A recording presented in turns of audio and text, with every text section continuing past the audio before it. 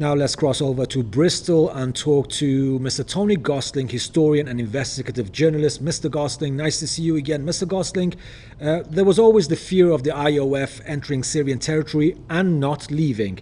I remember the analyst we had on the show was saying that the regime cannot be trusted and it wants to annex more lands, like in Gaza, the occupied West Bank, like in Jordan, like in Lebanon, and it has no respect for international law or any other country's sovereignty. Well, that's because they follow the orders of God. At least that's what they're saying. Although, of course, this is a massive confidence trick.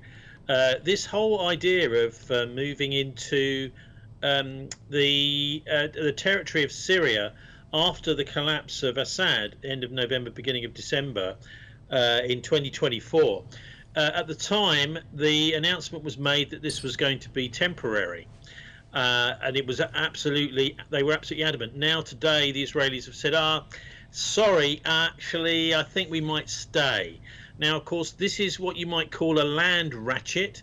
The idea is we are only going to be grabbing land. I can remember as when the genocide first started, I was saying, well, actually, in a way, this is just an elaborate land grab in Gaza.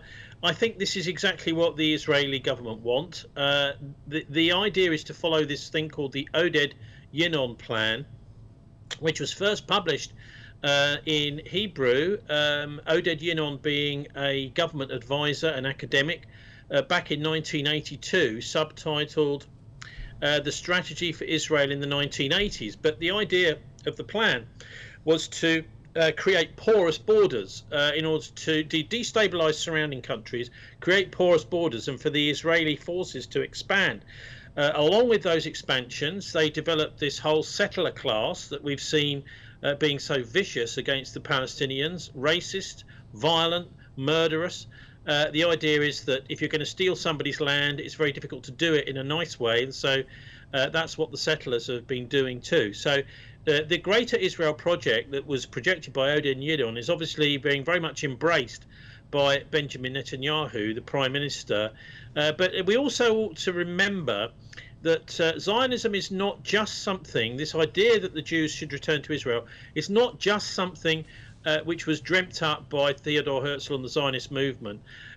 For centuries in synagogues, the Jews who are religious Jews have been saying the Amidah prayer, which is about God, asking God to help the Jews return to Israel. And of course, that involves good behavior, and that's part of the prayer. We will behave well. God, please bring us back to our home, Jerusalem.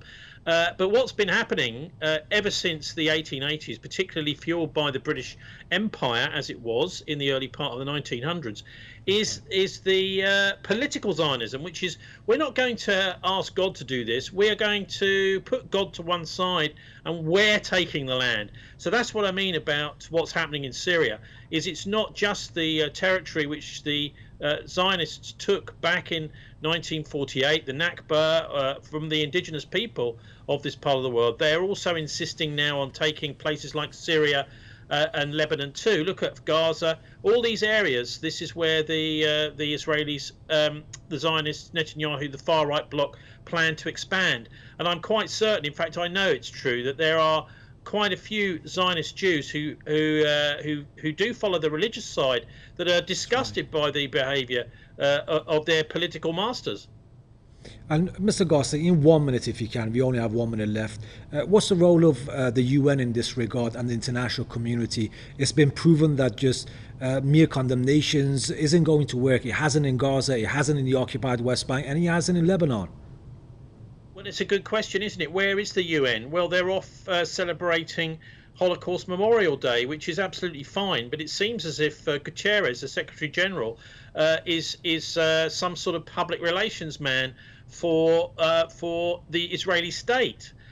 Remembering this event that took place back in the Second World War with Adolf Hitler and the Nazis killing off so many hundreds of thousands, possibly even millions of Jews in Eastern Europe. And what people forget is that many of those Jews had refused to go to Israel. And so many of the Jews that were killed by Hitler, who were being remembered this week by Guterres and the United Nations, were the ones who refused to go and said, no, this is not the right thing to do, and so stayed in Eastern Europe, and many of them died for their trouble. So we, I think, have to remember so many people who died in those times, and the United Nations needs to make this comparison between the beginnings of the Nazi genocide of the Jews in the mid-1930s and what the Israelis are doing to the indigenous people of the Middle East, particularly the Palestinians right now. That needs to be absolutely emphasized, because if this genocide is allowed to carry on, we may well see deaths in the millions. There you have it, Mr. Tony Gosling, historian and investigative journalist from UK's Bristol. Mr. Gosling, it's always nice talking to you, sir. Thank you very much.